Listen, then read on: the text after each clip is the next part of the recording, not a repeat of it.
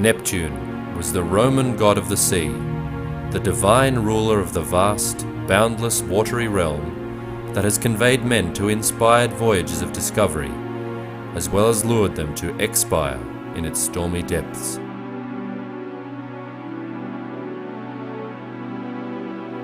This was the name given to the new planet discovered in 1846, glowing faintly amongst the stars of the tropical zodiac sign Aquarius.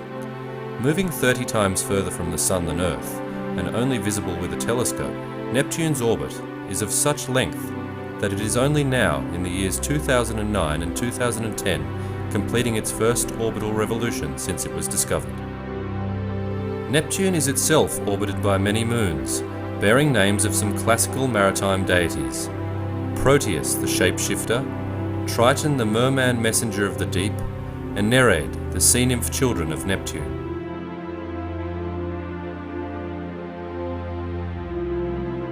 Neptune was the Roman equivalent of the Greek god Poseidon, and his trident forms a symbol, or glyph, that is widely used to represent the planet. Consisting of a cross, surmounted by a crescent, the glyph symbolizes the soul, arising from and transcending the material world.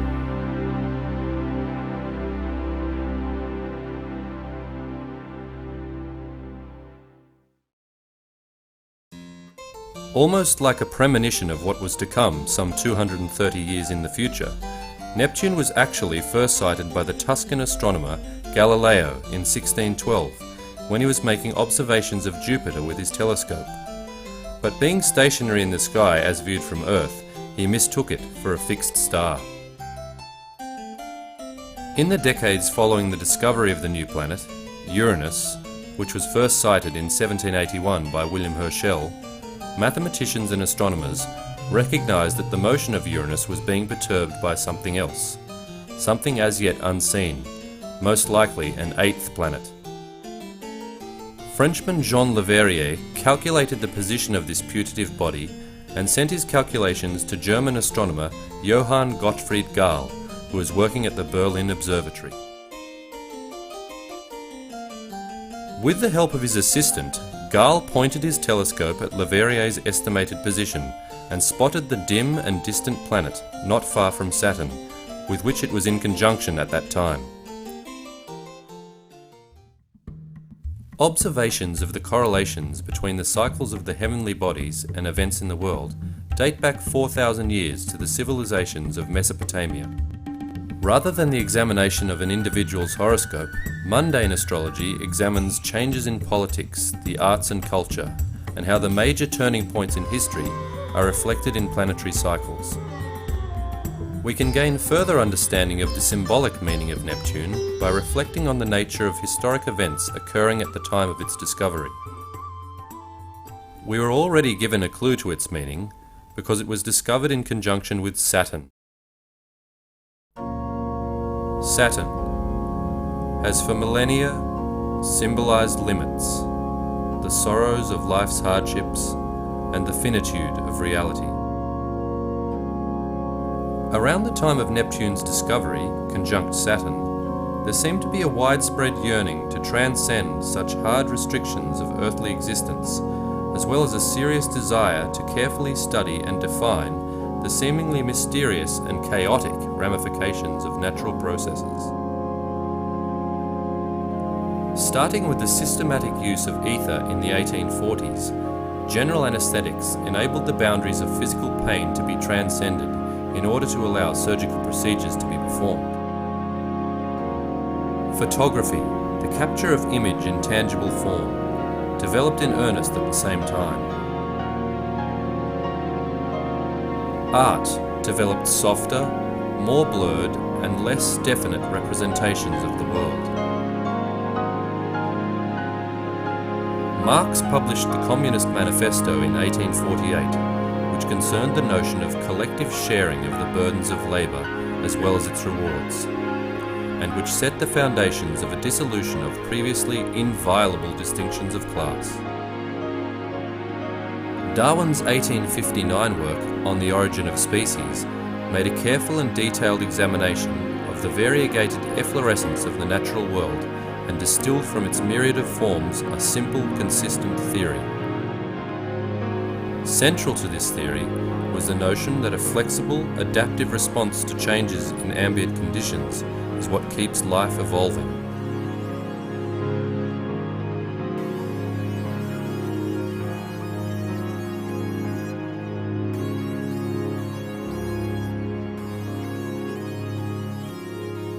(1859) was also the year in which the first salt-bored commercial oil well started production. Not only did this usher in the modern era of cheap, abundant energy, with all the consequences that this had on human population and technological development, it also started the development of industrial and organic chemistry. All of the modern plastics that we use, for practically every aspect of our daily lives, derive from the organic chemical industry, and at its base, oil. Most of the drugs used in modern orthodox medicine developed from the same source, and the pharmaceutical industry, which manufactures these chemicals, has become dominant in the discourse of healthcare as a result. The Saturn Neptune cycle is an interesting one because Neptune was actually discovered, officially anyway, when it was in conjunction with Saturn on September 23, 1846. And Saturn's all about control. And Saturn's the planet really that identifies, at least in the Gokkulin studies, with scientists and researchers. Well, that's pretty appropriate then, that it would be the only planet discovered, or the first planet discovered, through mathematical means. When you look at Saturn, though, as a form of, say, state control, and you mix it with Neptune, which has a social idealism about it, you get workers' parties. So it wasn't long after this discovery of Neptune that the Communist Manifesto became the new wave of thought that swept European politics.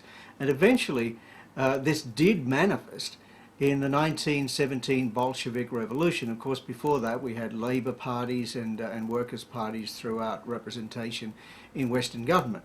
But the 1917 revolution fell upon a conjunction, and the successive conjunctions after that marked important turning points in the cycle. For example, the next conjunction in the early 50s was really the split between East and West in the Cold War at its fullest, and the division, for example, of Korea, or the Korean War that was fought after that, pitting America against Russia. It was also the death of Stalin. And the next conjunction in 1989, well, we had the rise of Mikhail Gorbachev, and actually the fall of the Soviet Union and also the Eastern Bloc countries. So these Saturn-Neptune conjunctions mark pivotal turning points in the development of politics, particularly in Russia, and connected with the communist movement.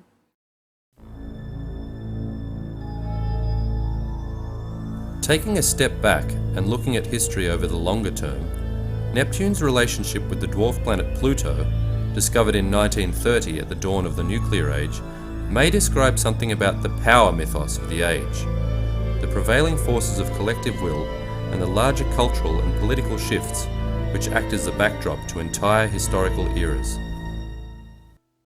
Now, the Neptune-Pluto cycle works over 492 years, which is a hell of a long while. So what we're really looking at here is a cycle of dynasties, and that's what it has been. I mean, if we look at the Neptune-Pluto cycle conjunction, going back to 2560 BC, what happens is we get the building of the Great Pyramid of Cheops, which is still around today. But we could look at the conjunction point of, say, the middle of the 6th century BC, around 570, 576 BC. And what we see there, of course, is the first Persian Empire, the Achaemenid Empire, which covered the whole of the Middle East. And at the opposition point of that Neptune-Pluto cycle, we had Alexander the Great coming and taking over the Middle East for himself. You know, the cycle sometimes fits remarkably with countries. Korea is one. We can look at the Goryeo Kingdom, which went for about 500 years, from the 900 conjunction through to the 1390s, I think it was. And then overtaking them was the Joseon dynasty, and they went from the late 1390s and through to the 1890s. So 1897, I think they finished up. So that was a remarkable dovetail with the Neptune-Pluto cycle. And of course, the Medicis, who really bankrolled the Renaissance, They actually started their bank in 1397, right around the conjunction point. So Neptune, Pluto, look at dynasties. And for the last one, I mean, really the 1890s is the peak of the British Empire. And what they're doing here is handing over to the new superpower, which is going to be the US. And the US rose up on certain elements, one which was the motor car.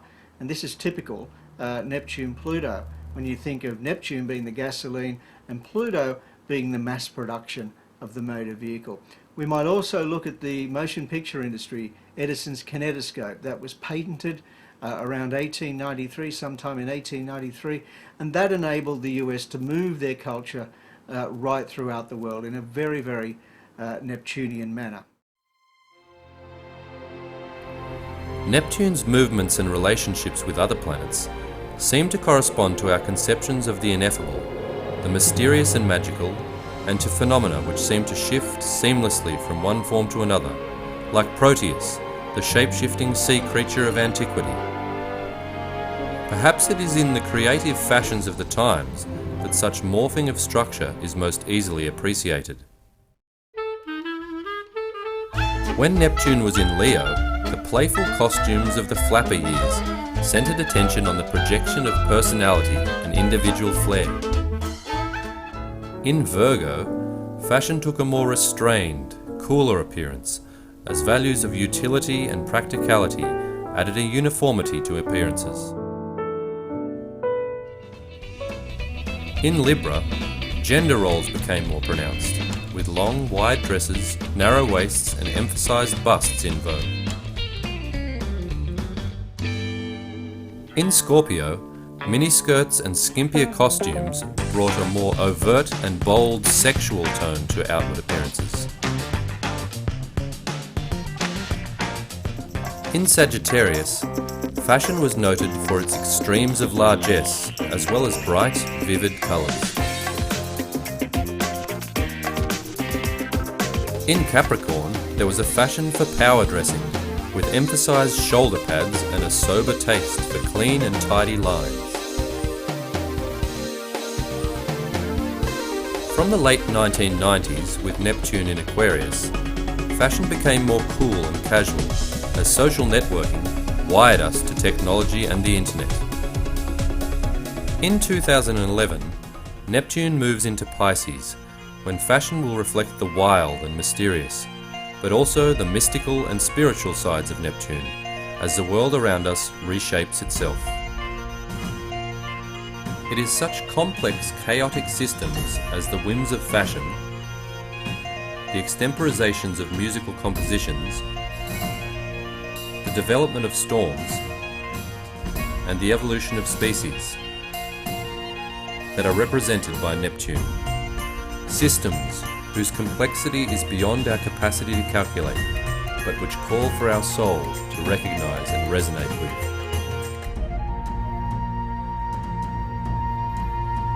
The attempt to render such intricate visions of higher orders of complexity into forms perceptible to the human senses has been the preoccupation of artists and musicians since ancient times.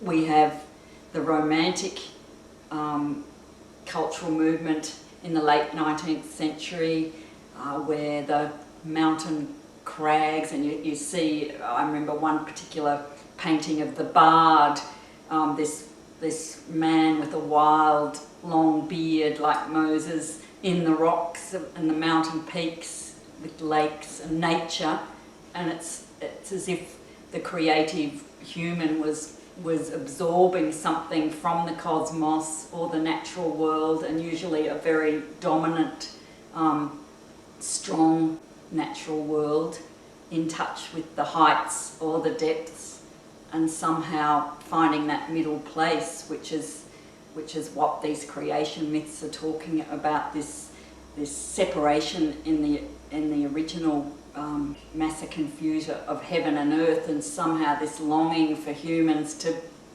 bridge that. And the art of the Romantic period often is, Wagnerian, very loud and passionate and elemental.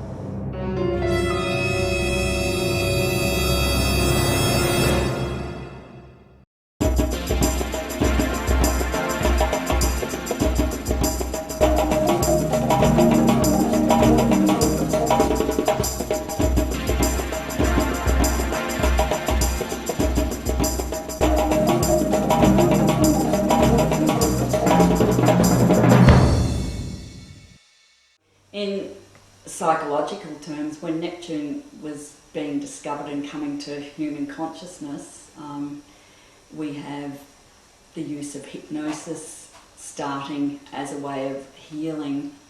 Before that, in medicine, the healing dream, in very ancient healing rites, the dream, the symbols that formed out of the mists of the unconscious or the depths of the sea of the unconscious, gave signposts to the way a healing could unfold for a particular individual. And when we work as therapists or astrologers with the Neptunians, somehow we don't have linear definition and answers, just like in an impressionist painting like Monet's Water Lily series. You get patches of colour, not defined lines that are leading from point A to point B, but the eye and the patterns in the brain can make sense, and it's a wonderful moving mystery, and light is reflecting, it's romantic, it's undefined, and that's what good depth psychology is about. The spirit of Neptune certainly conjures images of a world beyond our familiar everyday experience. The rise of psychology and psychiatry in the mid-19th century seemed to promise a more methodical way to treat the maladies of mind and soul. Perhaps they offered another perspective on the age-old dilemma of human experience, the polarity of reason and feeling. Perhaps they were the most recent attempts to unite the objective, rational, conscious realm and the subjective world of unconscious passions and motives, the chaos of the irrational. So if we can go back in time and think about being on a jury of people to decide who is actually going to be the representative of our new Western civilization, will it be Athena, who offers the people of Athens the great olive tree, which she offers us a symbol of cultivation, sophistication. She is the goddess of the city. She's the goddess of what we're able to bridle passions. Or are we going to choose Poseidon, who is this god of the sea, this stormy god of the sea, who's wild sometimes and rageful, but as we said also has the beautiful Nereids, all part of his domain. And so I think in terms of evolution, in terms of human evolution, we always are in this particular position of where we're supposed to decide, are we going to take the rational side or are we going to take the more, quote, irrational side, which are represented very much in myth by Athena and Poseidon. And of course the people of Athens choose Athena, because what Poseidon has offered them, of course, is water. And water is everywhere in Greece. Perhaps today we might reconsider water isn't so much everywhere. So I think Poseidon's mythology in Greece tells us very much about this continual battle between the formless, limitless, etheric, oceanic sides of the human nature and the more rational, literal, perhaps even more conscious, contrived sides of the human mind. Returning to 25 degrees of Aquarius in 2009 and 2010, Neptune forms a conjunction with Jupiter and the centaur Chiron, and continues its conjunction with Chiron into 2010. Jupiter has long been associated with the principle of expansion and growth, of progress and opportunity, and with things that preserve and enrich life.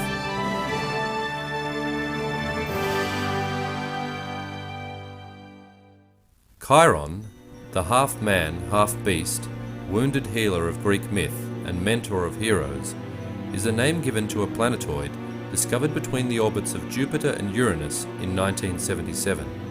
It is popularly associated with the experience of rejection because of deformity, and the spiritual and therapeutic focus that results from such experience.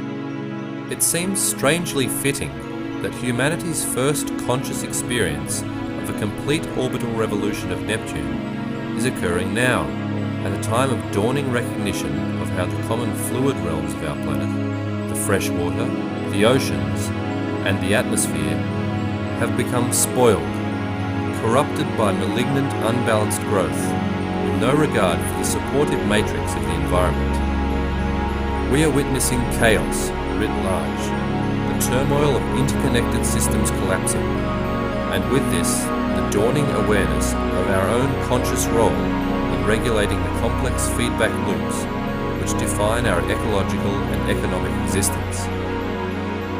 Neptune's placement at this time in Aquarius, the sign of the commons and collective, suggests that we are all part of the problem, but we must also be, as individuals, part of the solution.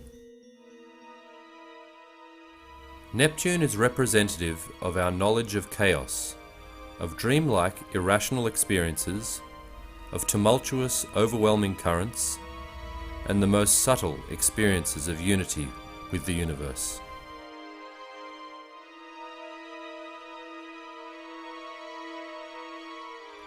More than at any time in human history, we are now faced with the choice whether to sink or swim, to insist on seeing our universe as a dead sea of randomness, or to recognize the subtle yet powerful fields of energy which permeate all of space-time and shape our very own conscious minds.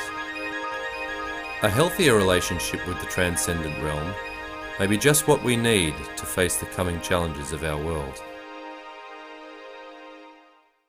My hope for the full cycle returning now of Neptune would be that we have learned that there is a important aspect of the human nature that must participate with something beyond, not to be afraid of it, not to be scared of it, not to try to control it, not to try to direct it or limit it, but to participate with it, much as they did in the ancient world to participate with all the mysteries of life. So what do I don't necessarily think about anything as far as what the return might be, but I do hope for a return to a participation mystique with something greater. As we do in astrology, we participate with the cosmos. That's the one thing all astrologers believe in, and how we believe in it doesn't matter, but we do believe that we participate with something much larger than who we are, and that's reflected in the heavens, our cosmic map. In 2011, Neptune moves into Pisces, the sign of the fishes and the last sign of the zodiac. Like fish, swimming in the vast oceanic waters, we are the subjects of forces and influences so pervasive of our everyday lived experience that we are almost completely unaware of them.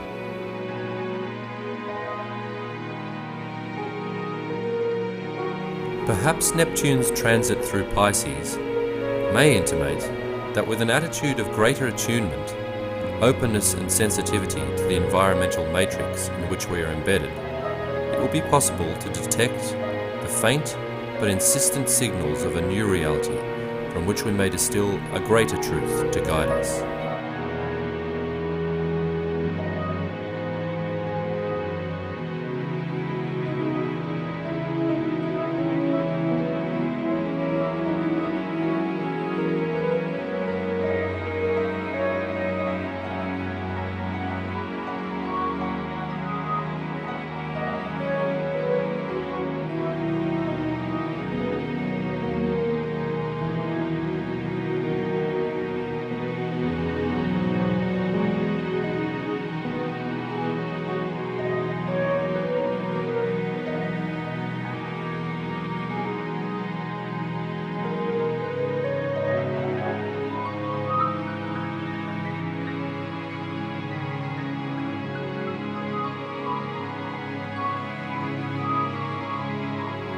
To know Neptune is to dance with its ever-shifting currents and to open ourselves to the reality of our transpersonal and universal consciousness.